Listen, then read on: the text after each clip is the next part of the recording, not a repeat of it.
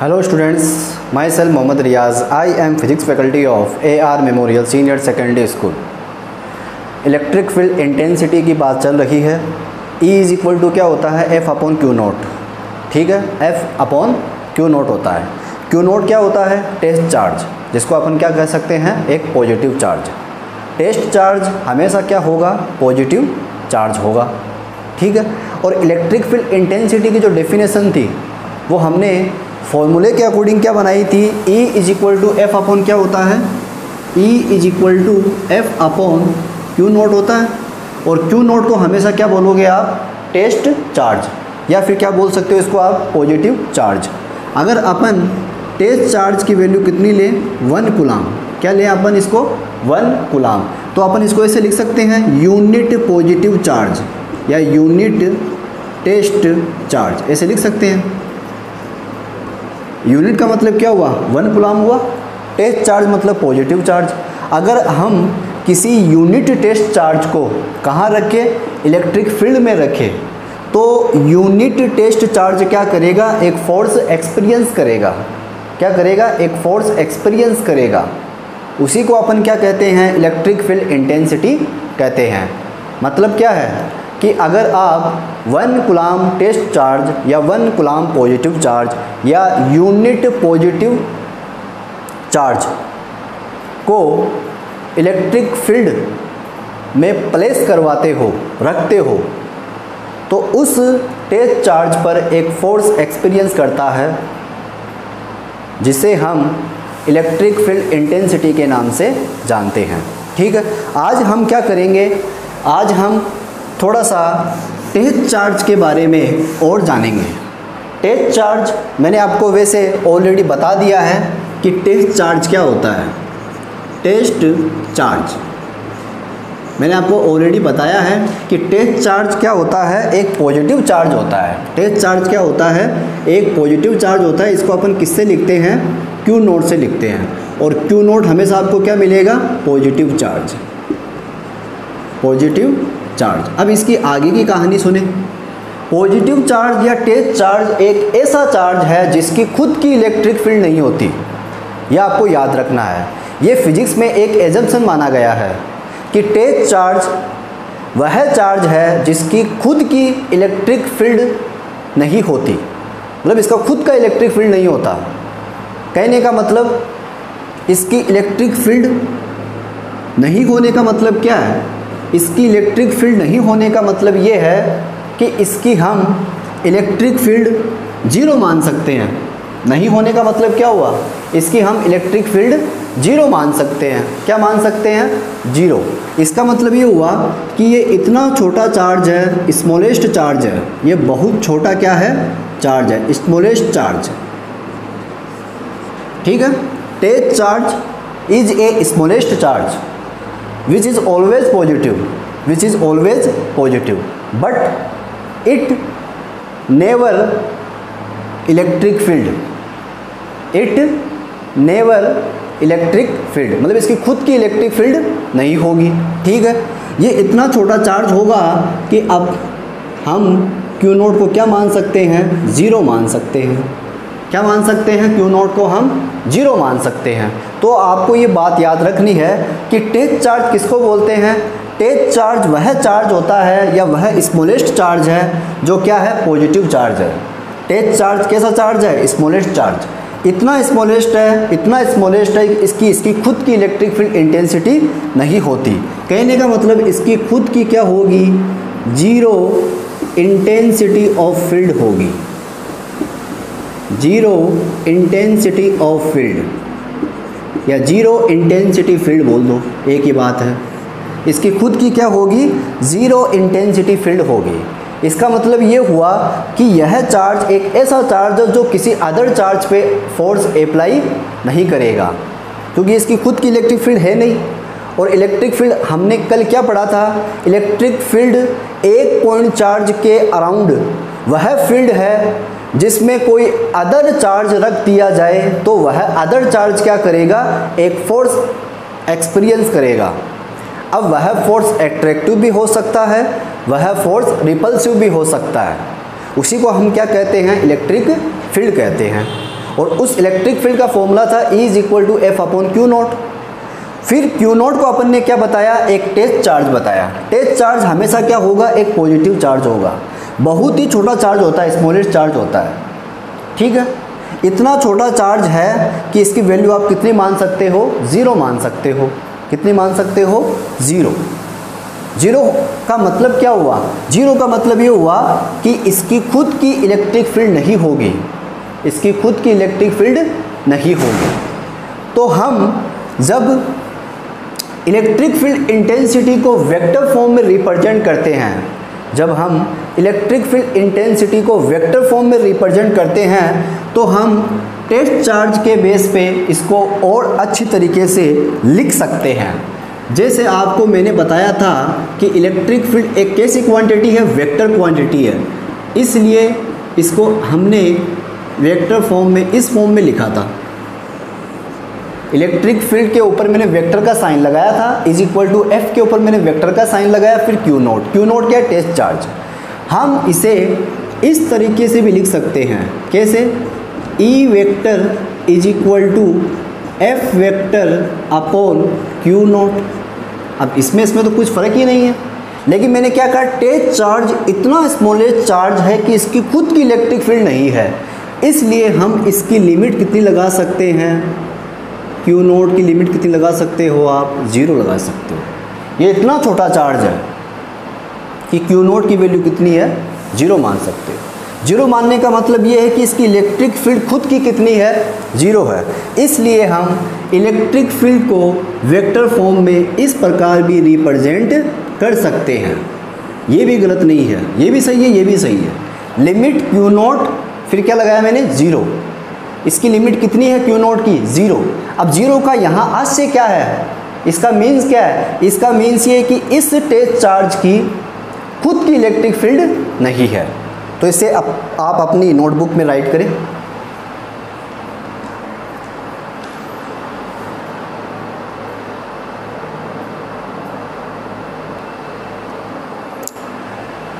अब हम electric field की यूनिट और इलेक्ट्रिक फील्ड का डायमेंशनल फॉर्मूला पता करते हैं।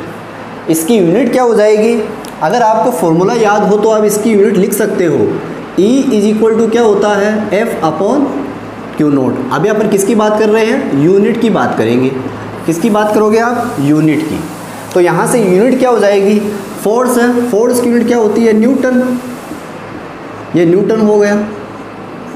ये चार्ज है, चार्ज की यूनिट क्या होती है, कूलाम। तो इसको अपन ऐसे लिख सकते हैं, न्यूटन पर कूलाम। तो ये इलेक्ट्रिक फील्ड या इलेक्ट्रिक फील्ड इंटेंसिटी की यूनिट हो गई, न्यूटन पर कूलाम। अब हम बात करते हैं डायमेंशंस की, डायमेंशनल फॉर्मूले की। डायमेंशनल फॉर्मूला, तो E इज इक्वल टू क्या होता है, F अपॉन क्यू नॉट होता है। फोर्स की डायमेंशनल क्या होती है, 11th क्लास में आपने पढ़ा होगा कि फोर्स का जो डायमेंशनल फॉर्मूला होता है वह होता है m1L1T-2, याद होना चाहिए आपको ये। और क्यू नॉट चार्ज है, पढ़ाया मैंने आपको चार्ज का डायमेंशनल फॉर्मूला कितना होता है, m0L0 T1A1, ये चार्ज का डायमेंशनल फॉर्मूला होता है। तो यहाँ से इलेक्ट्रिक फील्ड इंटेंसिटी का जो डायमेंशनल फॉर्मूला आएगा वो कितना आएगा, तो यहाँ से आप देख सकते हो m1L1, इस पर कोई फ़र्क नहीं पड़ेगा। T1 ऊपर जाएगा तो T1 -3 हो जाएगा, फिर यहाँ पर a⁻⁻1।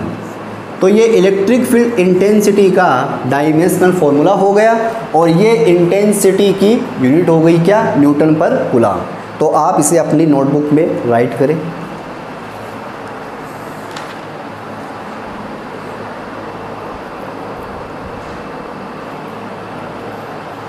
स्टूडेंट्स, ये हो गई बात यूनिट और डायमेंशनल फॉर्मूले की। अब हम बात करते हैं इसकी अदर फॉर्म की। इसकी अदर फॉर्म क्या हो सकती है इलेक्ट्रिक फील्ड की, ठीक है। अब इसकी अपन क्या पढ़ेंगे, अदर फॉर्म पढ़ेंगे, other forms of electric field,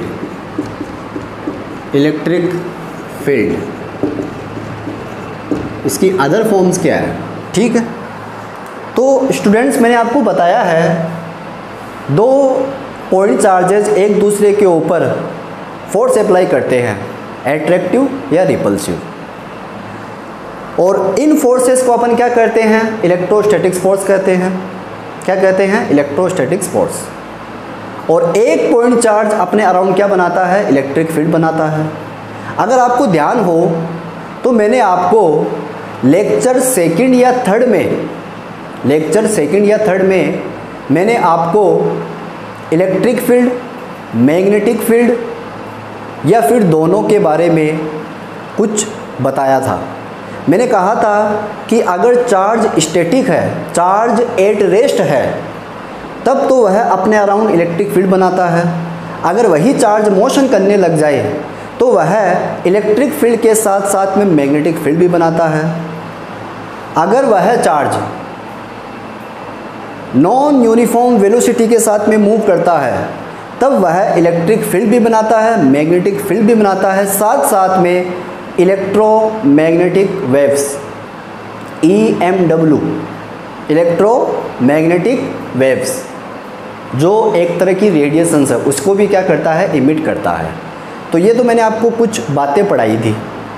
अब आपको पता है कि दो पॉइंट चार्जेस जब एक दूसरे के ऊपर फोर्स अप्लाई करते हैं तो उसे हम इलेक्ट्रोस्टैटिक्स फोर्स कहते हैं। और F इलेक्ट्रिक फील्ड इंटेंसिटी के फॉर्मूले में आया भी है, E=F/Q0। अब वहाँ से आप F की वैल्यू मेज़र कर सकते हो, किस लॉ की सहायता से, कूलॉम्स लॉ की सहायता से। क्या होता है, F=KQ0 KQ1 Q2/R²। तो वैसे ही आज हम कूलॉम्स लॉ की सहायता से इलेक्ट्रिक फील्ड की अदर फॉर्म्स को डिराइव करेंगे। एक छोटा सा डेरिवेशन है, तो उसको देखिए आप। जैसे सपोज ये एक Q चार्ज है, ठीक है, ये एक Q चार्ज है, और यहाँ पे कौन बैठा है, एक Q0 चार्ज, जिसको मैंने क्या कहा है, टेस्ट चार्ज। इसको केवल हम किसके लिए काम में लेंगे, एक्सपेरिमेंट के लिए काम में लेंगे, इसको अपन केवल टेस्ट के लिए काम में लेंगे। इसी का नाम क्या पड़ गया, टेस्ट चार्ज पड़ गया। इसकी खुद की इलेक्ट्रिक फील्ड नहीं है, लेकिन इस चार्ज की क्या होगी, खुद की इलेक्ट्रिक फील्ड होगी। तो ये वाला चार्ज इस चार्ज के ऊपर क्या करेगा, फोर्स अप्लाई करेगा, ठीक है। ये अपने अराउंड क्या बनाएगा, इलेक्ट्रिक फील्ड बनाएगा। ये चार्ज इसके इलेक्ट्रिक फील्ड के अंदर रखा हुआ है, तो ये वाला चार्ज क्या करेगा, इस चार्ज के ऊपर फोर्स अप्लाई करेगा, ठीक है। अब इन दोनों चार्जेस के जो बीच की डिस्टेंस है वो मैंने कितनी मान रखी है, R मान रखी है, ओके। अब ये वाला चार्ज कैसा दिखाई दे रहा है आपको, पॉजिटिव। ये वाला चार्ज हमेशा क्या होगा, पॉजिटिव, क्योंकि ये चार्ज कैसा है, टेस्ट चार्ज। ये चार्ज कैसा है, टेस्ट चार्ज है। और टेस्ट चार्ज हमेशा कैसा चार्ज होता है, पॉजिटिव चार्ज होता है। अब दोनों चार्जेस कैसे हो गए, लाइक चार्जेस हो गए। लाइक चार्जेस एक दूसरे को क्या करते हैं, रिपेल करते हैं, ठीक है। तो ये वाला चार्ज इसको क्या करेगा, रिपेल करेगा। किस डायरेक्शन में करेगा, दोनों चार्जेस को मिलाने वाली लाइन जॉइनिंग के एलोंग करेगा। ऐसे थोड़ी कर पाएगा ना, ऐसे कर पाएगा। तो किस तरफ कर पाएगा, इस तरफ कर पाएगा। इसको इधर क्या करेगा, ये रिपेल करेगा ऐसे, F फोर्स से। अब क्या आप इस F फोर्स की वैल्यू फाइंड आउट कर सकते हो, कर सकते हैं, कूलॉम्स लॉ की सहायता से अपन कर सकते हैं, ठीक है। तो हम ये एक छोटा सा डेरिवेशन करने जा रहे हैं, ठीक है। सबसे पहले आप क्या लिखोगे, let us consider a small Q charge, ठीक है। एक टेस्ट चार्ज कंसीडर किया है, दोनों के बीच का सेपरेशन कितना है, स्मॉल r है। ये बातें आप लिखोगे नोट्स के अंदर, ठीक। टेस्ट चार्ज हमेशा कैसा चार्ज होता है, पॉजिटिव चार्ज होता है। ये वाला चार्ज क्या करेगा, इस चार्ज के ऊपर फोर्स अप्लाई करेगा। कौन सा फोर्स अप्लाई करेगा, रिपल्सिव फोर्स अप्लाई करेगा, जिसको अपन इलेक्ट्रोस्टैटिक्स फोर्स कहते हैं, ठीक है। अब इन दोनों चार्जेस के बीच का जो मीडियम है वो कैसा है, वैक्यूम या एयर। अभी तक अपन ने मीडियम को चेंज नहीं किया, वैक्यूम या एयर है, ओके। तो ये बातें आप लिखोगे। फिर आप क्या लिखोगे, एज वी नो, क्या लिखोगे, as we know the electrostatics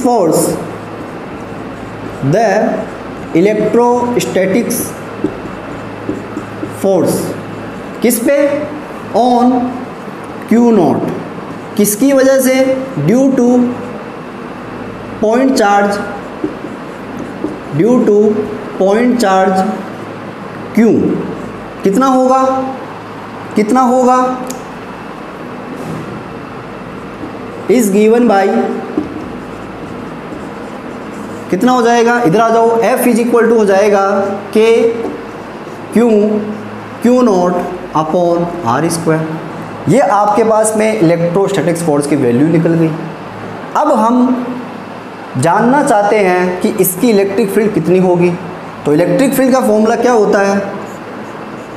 electric field का E is equal to F upon q naught होता है। पता आपको F की वैल्यू कितनी है? K q naught upon q not. ठीक है, ये F की वैल्यू हो गई। देखो सॉरी, F की वैल्यू कितनी है? K q naught upon r square, और क्यू नॉट साथ में लिखा हुआ है ये वाला। ठीक है, तो आप इसको सबसे पहले इतना नोटबुक में राइट करें। कर लिया? अब इसको अपन आगे बढ़ाएं।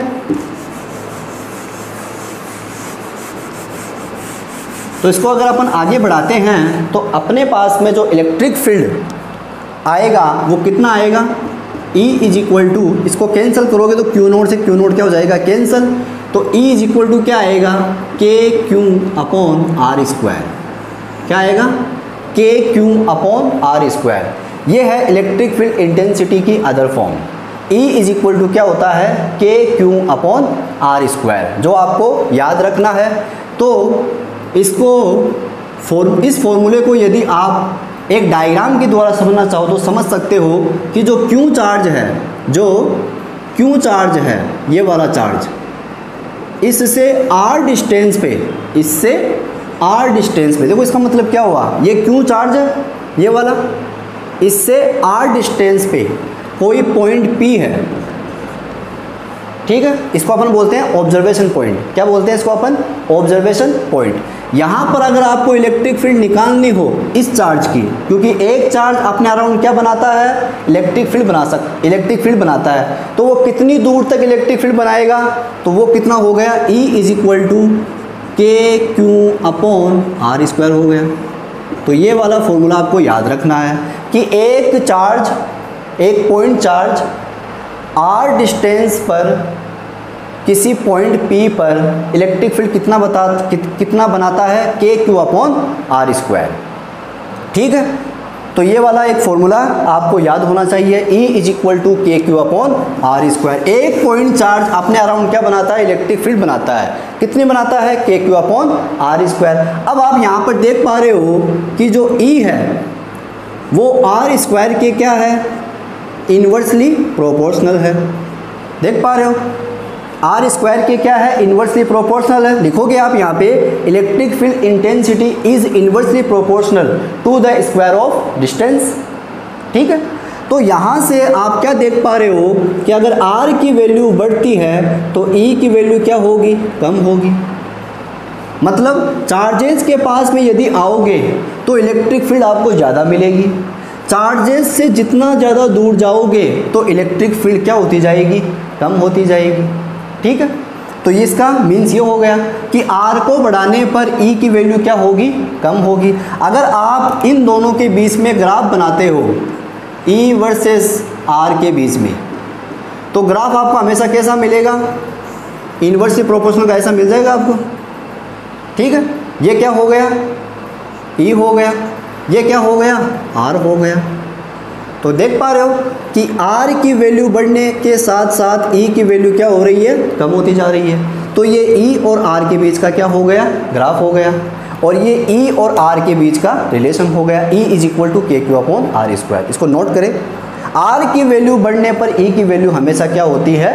कम होती है। अगर आप अवे फ्रॉम द चार्ज का मतलब चार्ज से दूर जाओगे तो इलेक्ट्रिक फील्ड इंटेंसिटी कम होती जाएगी। और अगर आप टूवर्ड्स द चार्ज आओगे, मतलब चार्ज के पास आओगे, तो इलेक्ट्रिक फील्ड इंटेंसिटी बढ़ जाएगी। इसको आप अपनी नोटबुक में राइट करें।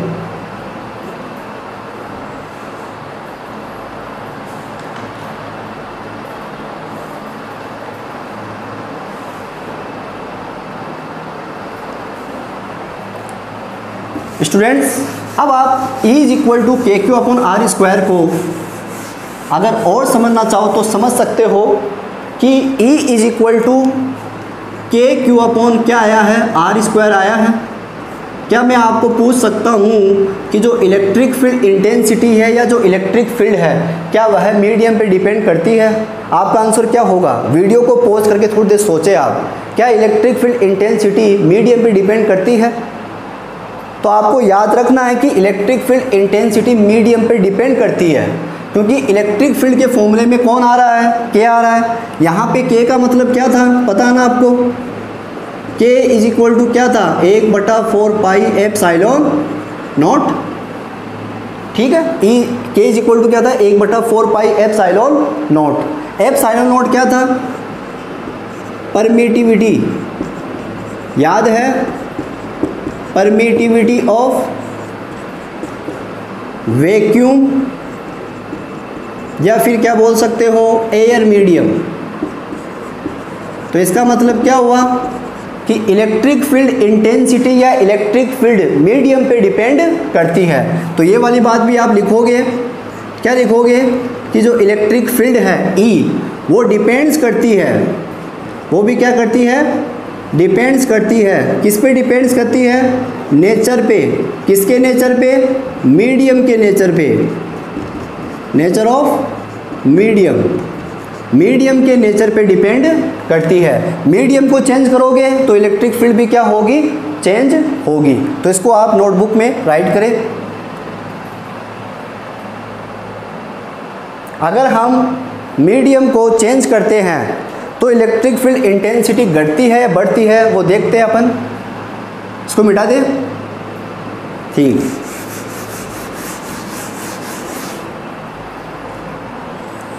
यदि हम इलेक्ट्रिक फील्ड इंटेंसिटी किसी दूसरे मीडियम में फाइंड आउट करना चाहते हैं तो इलेक्ट्रिक फील्ड इंटेंसिटी दूसरे मीडियम में अपन को कम मिलेगी या ज़्यादा मिलेगी, तो वो अपन देख लेते हैं। तो देखो E इज इक्वल टू क्या होता है? K Q upon r square होता है, ठीक है। यहाँ पे K इज इक्वल टू क्या है? 1/4 पाई एप्सिलॉन नॉट है, ठीक है। तो यहाँ पर आप K की वैल्यू पुटअप करोगे तो E इज इक्वल टू क्या आएगा? 1/4 pi epsilon naught q upon r square आएगा। तो ये तो मैंने किस में निकाला है? वैक्यूम में या एयर में। अब मैंने क्या किया? मीडियम को चेंज कर दिया। मीडियम को मैंने क्या किया है? चेंज किया है। मीडियम मैंने कैसा मान लिया आपकी बार? Medium is change. अगर अपन मीडियम को क्या करते हैं? चेंज करते हैं, ठीक है। If medium is change, medium को अपन यदि चेंज करते हैं, मीडियम को मैंने चेंज किया और उस मीडियम की जो परमिटिविटी है, जो परमिटिविटी है वो मैंने कितनी मान ली? एप्सिलॉन मान ली, ठीक है। पढ़ाया ना मैंने आपको ये इलेक्ट्रोस्टैटिक्स फोर्स के अंदर। तो यहाँ से अब की बार जो इलेक्ट्रिक फील्ड होगी, यहाँ पे जैसे मैंने E1 माना, इसको मैंने E2 मान लिया, तो E2 इज इक्वल टू क्या हो जाएगा? 1/4 पाई एप्सिलॉन हो जाएगा। K की जगह यहाँ पे देखो 1/4 पाई तो कांस्टेंट है, एप्सिलॉन नॉट होती है वैक्यूम या एयर की परमिटिविटी और एप्सिलॉन होती है किसी एब्सोल्यूट मीडियम की परमिटिविटी, ठीक है। तो ये हो जाएगा Q अपॉन आर स्क्वायर। कहने का मतलब क्या है? इसका फील क्या है कि ये वाला चार्ज कहाँ पे पड़ा हुआ है? वैक्यूम में या एयर में। और ये वाला चार्ज कहाँ रखा हुआ है? किसी दूसरे मीडियम में। इसी चार्ज को अपन ने क्या किया? यहाँ से उठाया और किसी दूसरे मीडियम में इसको लेके चले गए। तो अब यह कितनी इलेक्ट्रिक फील्ड बनाएगा वो अपन देखना चाहते हैं। तो ये हो गया। अब स्टूडेंट्स अगर आपको याद हो तो मैंने आपको डाई इलेक्ट्रिक कांस्टेंट पढ़ाया है, डाई इलेक्ट्रिक कांस्टेंट पढ़ाया मैंने आपको, डाई इलेक्ट्रिक कांस्टेंट, जिसको अपन क्या बोल सकते हैं? Relative permittivity. क्या बोल सकते हैं इसको अपन? Relative permittivity. याद है आपको ये? रिलेटिव परमिटिविटी, ठीक है। और इसके अपन ने दो फॉर्मूले निकाले थे, कौन कौन से, epsilon r is equal to F1 upon F2, या फिर क्या बोल सकते हो, एप्सिलॉन अपॉन एप्सिलॉन नोट। याद है आपको, ये याद है, F1 upon F2 is equal to epsilon upon epsilon naught. इसको यहाँ तक आप नोटबुक में राइट करें। इस वाले को मैं मिटाता हूँ, तो देखो आगे क्या आएगा। अब यहाँ से आप देखो, जैसे मैं इसको क्या देता हूँ, इक्वेशन फर्स्ट, और इसको देते हैं अपन इक्वेशन सेकंड। तो यहाँ से आप देख पा रहे हो, यहाँ से आप क्या देख पा रहे हो कि जो एप्सिलॉन होगा वो किसके इक्वल होगा, epsilon naught into epsilon r के इक्वल होगा। देख पा रहे हो, एप्सिलॉन इज इक्वल टू क्या होगा, एप्सिलॉन इंटू एप्सिलॉन आर होगा।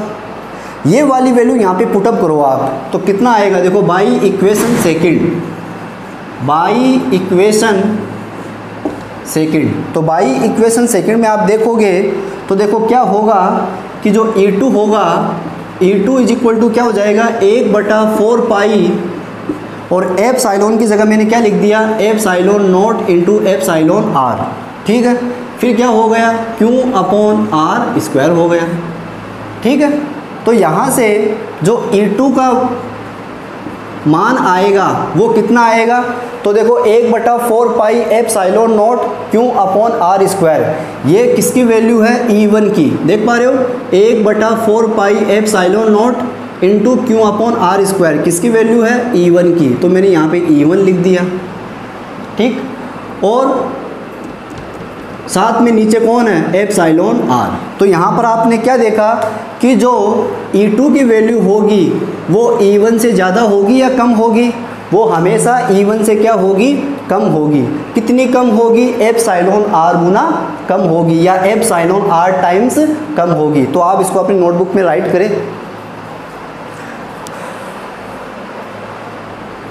तो यहाँ से हमने ये देखा कि इलेक्ट्रिक फील्ड इंटेंसिटी हमेशा कहाँ ज़्यादा होती है, वैक्यूम या एयर में। जिस तरीके से फोर्स, जिसको अपन ने इलेक्ट्रोस्टैटिक्स फोर्स कहा है, वो मीडियम पे डिपेंड करता है, और मीडियम को चेंज करोगे तो इलेक्ट्रोस्टैटिक्स फोर्स भी क्या होगा, कम होगा। और आपको पता है कि कूलम्ब्स ने क्या कहा था कि इलेक्ट्रोस्टैटिक्स फोर्स, दो चार्जेस के बीच में लगने वाला जो फोर्स होता है, जिसको अपन इलेक्ट्रोस्टैटिक्स फोर्स कहते हैं, वह हमेशा वैक्यूम या एयर में मैक्सिमम होगा कंपेयर टू अदर मीडियम। वैसे ही इलेक्ट्रिक फील्ड इंटेंसिटी या इलेक्ट्रिक फील्ड मैक्सिमम होती है वैक्यूम या एयर में, और अदर मीडियम में वो कितने गुना कम हो जाती है, एप्सिलॉन आर टाइम्स कम हो जाती है। देख पा रहे हो।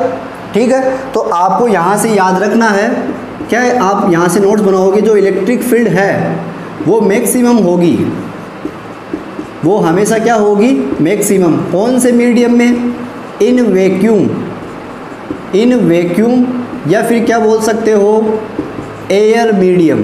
क्या बोल सकते हो, एयर मीडियम। ठीक है, कंपेयर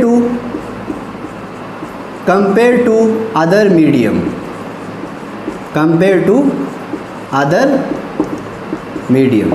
ठीक है, तो जितनी टाइम्स कम होती है उसे उस मीडियम का अपन क्या कहते हैं, डाइलेक्ट्रिक कांस्टेंट या रिलेटिव परमिटिविटी कहते हैं।